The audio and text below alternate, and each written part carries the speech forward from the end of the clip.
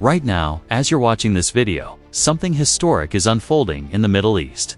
In cities across Iran, from Tehran to Isfahan, from Hamadan to smaller provincial towns, ordinary people are stepping into the streets. Not for celebration, not for politics at first, but because daily life itself has become unbearable. Prices are rising faster than salaries. Savings are losing value overnight. Food, fuel, and medicine are becoming luxuries. And for many families, survival is turning into a daily calculation. These are not isolated demonstrations. They are not limited to one city or one group. They are not happening quietly. This is one of the largest waves of unrest Iran has seen in recent years, and it's driven by a simple but powerful reality. When economic pressure becomes overwhelming, silence breaks. Tonight, we're not here to take sides. We're not here to provoke fear or spread anger. We're here to understand. What is happening in Iran right now? Why are so many people protesting? Why has an economic crisis turned into political unrest? And why does this moment matter far beyond Iran's borders? Stay with us, because what you're about to see is not just breaking news. It's a story about pressure, power, and people pushed to their limits.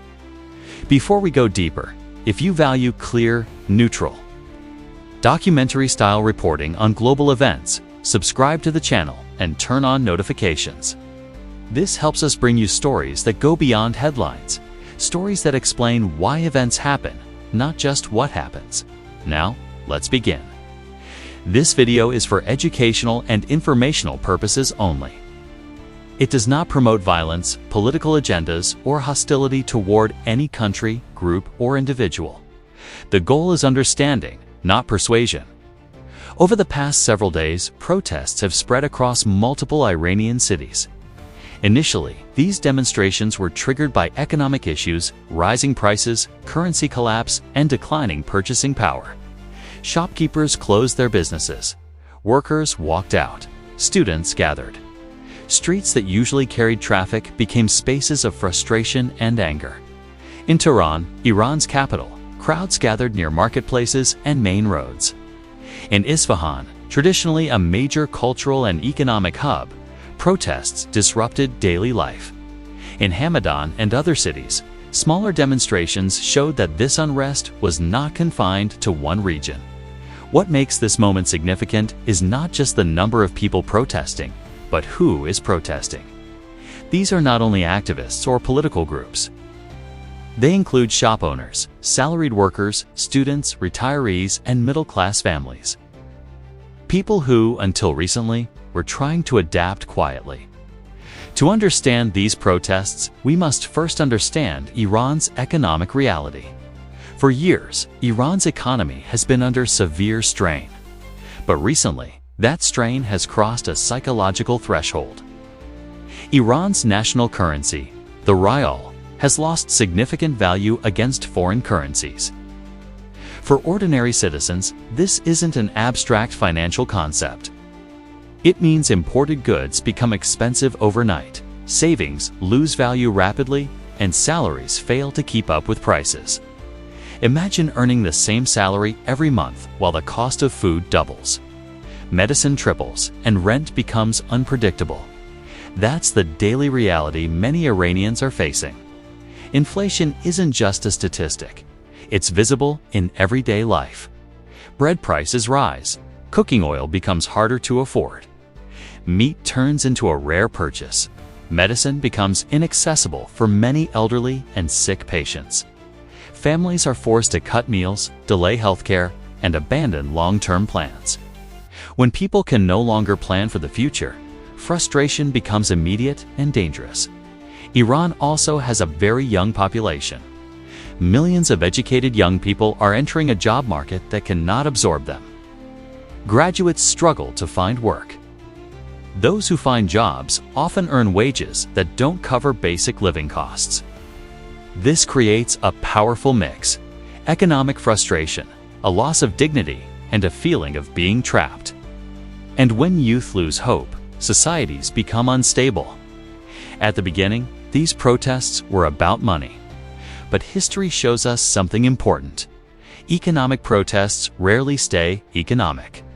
As demonstrations continued, slogans began to change. People started expressing anger, not just at prices, but at the system they believe caused those prices. Some chants directly criticized government officials. Others crossed sensitive political lines. In Iran, criticizing top leadership publicly is considered extremely serious. When protesters begin doing this openly, it signals a deep loss of fear. That moment when fear erodes is often when authorities become most concerned. Iran has seen protests before. So why does this wave feel different? First, the economic pain is widespread. In past protests, unrest often came from specific groups or regions.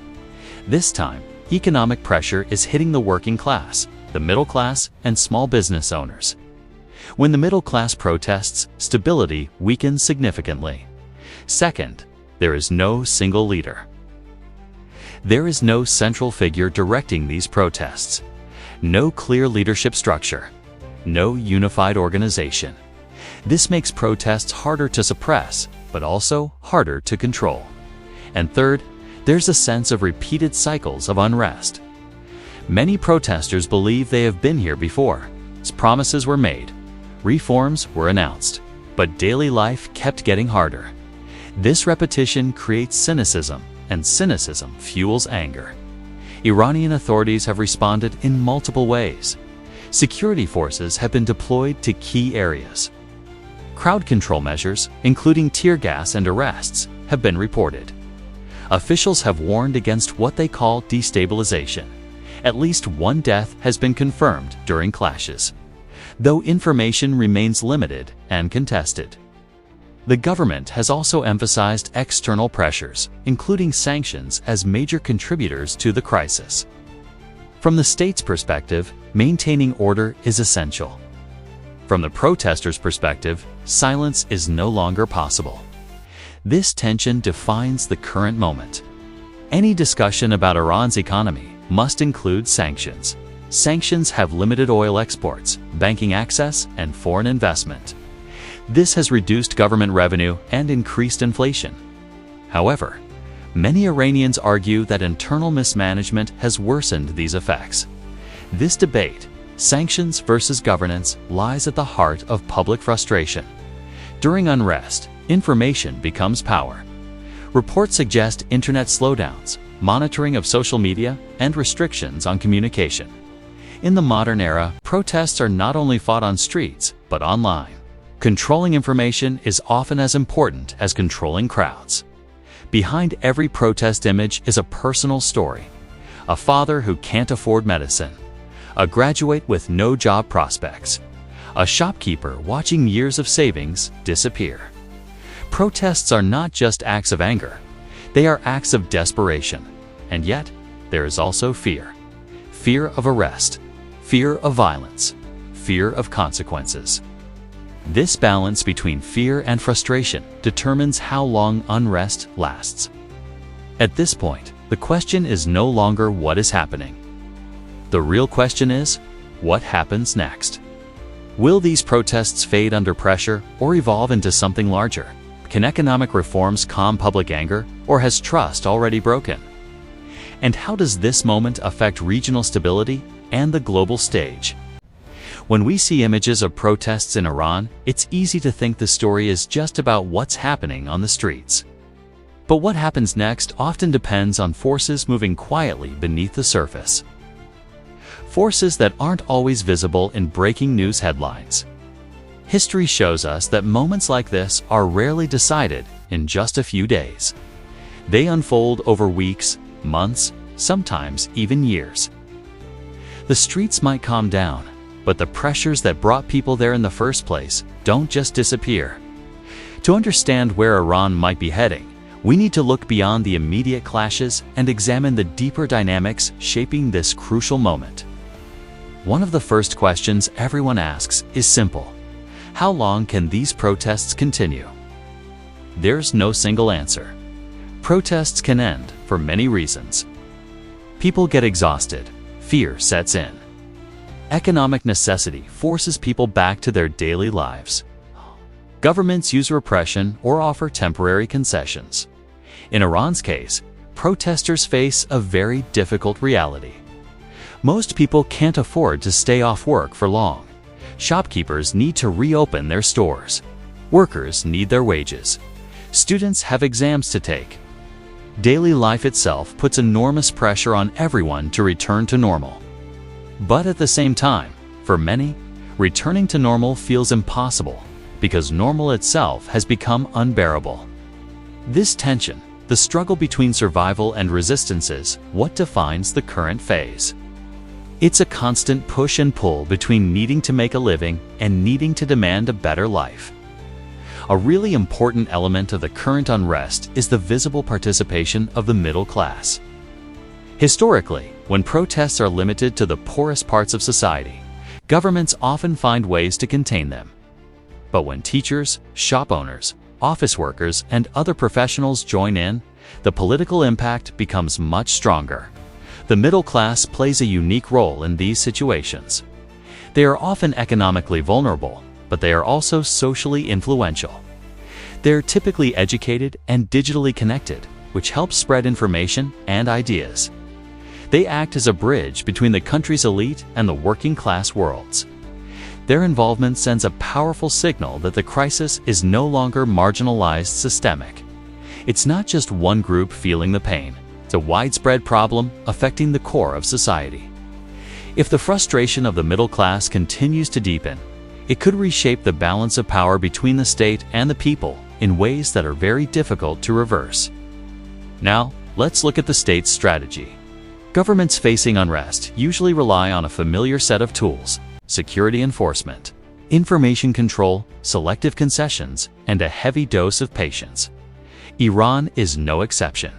The visible presence of security forces on the streets serves two main purposes: to deter more demonstrations and to project an image of authority and control. However, heavy-handed responses come with significant risks.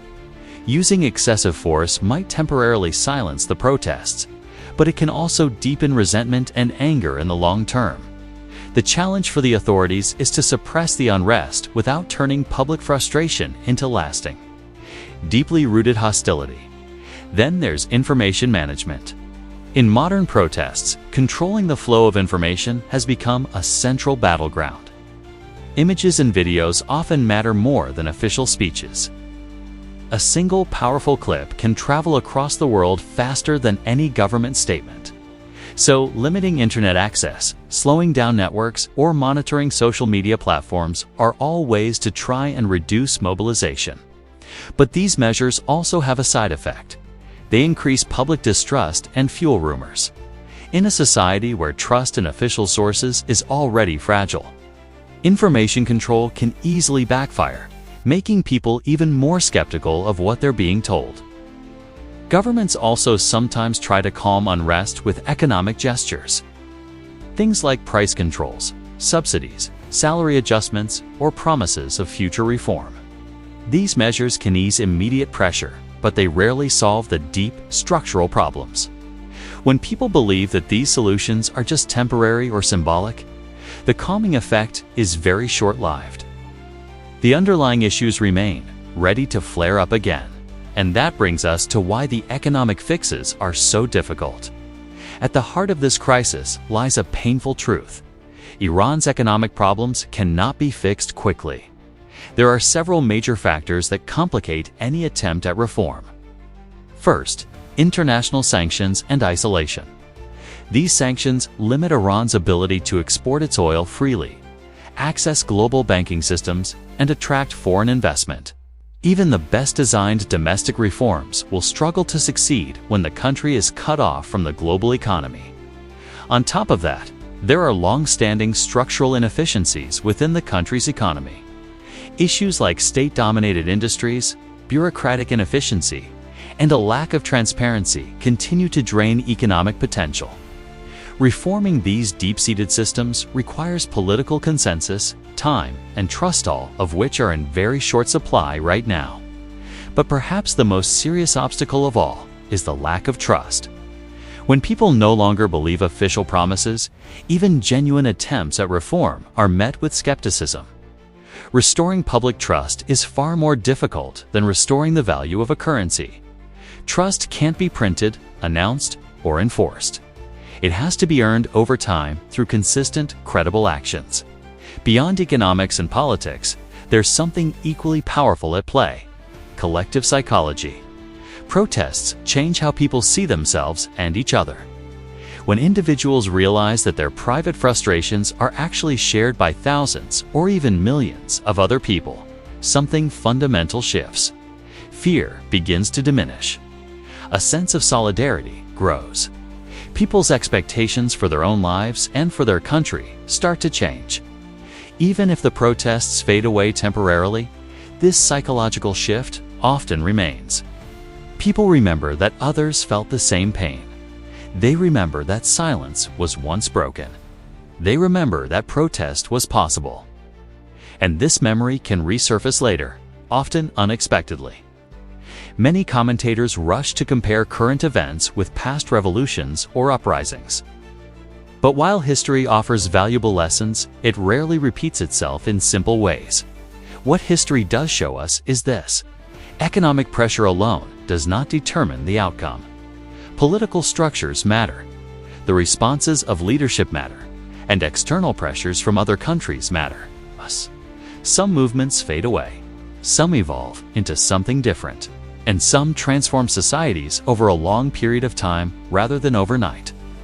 Iran's situation is unique. It's shaped by its own specific history, culture, institutions, and its role in the region. And that brings us to the regional implications.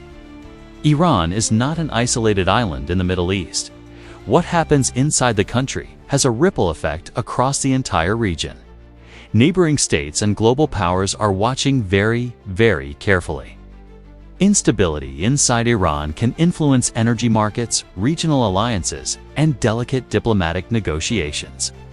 At the same time, no major external power openly wants to see chaos. Widespread instability carries unpredictable consequences for everyone. Despite all the internal unrest, Iran continues to project an image of strength abroad through diplomacy, regional partnerships, and strategic messaging. This dual reality, intense internal pressure, and a confident external posture creates a very complex balancing act for the government. How long can both be maintained at the same time? That is the big unanswered question. Amid all this analysis and speculation, it's easy to forget the human dimension. Protests are not abstract movements, okay? They are lived experiences. For every image of a crowd you see, there are families worrying about detained relatives. There are parents deciding whether to let their children participate. There are individuals weighing the immense personal risk against the necessity of speaking out. And even those who do not protest are deeply affected by the economic uncertainty, by the disrupted routines, and by a pervasive fear of instability. Societies under this kind of prolonged stress carry invisible scars that can last for generations. So if the protests become less visible, it doesn't necessarily mean resolution. Silence can mean many things. It can mean fatigue. It can mean repression has been successful. It can mean a strategic retreat by the protesters. But unresolved economic pressure doesn't just vanish, it accumulates. And history suggests that this kind of unresolved pressure often reemerges, sometimes even more intensely than before. Looking at the longer view, this period may later be remembered not as a single turning point, but as a signal. A signal that economic resilience has its limits. A signal that public patience is finite. And a signal that a government's legitimacy is fragile. Moments like this reshape conversations within families, workplaces, and institutions. They influence how an entire generation understands power, responsibility, and what is possible for their future.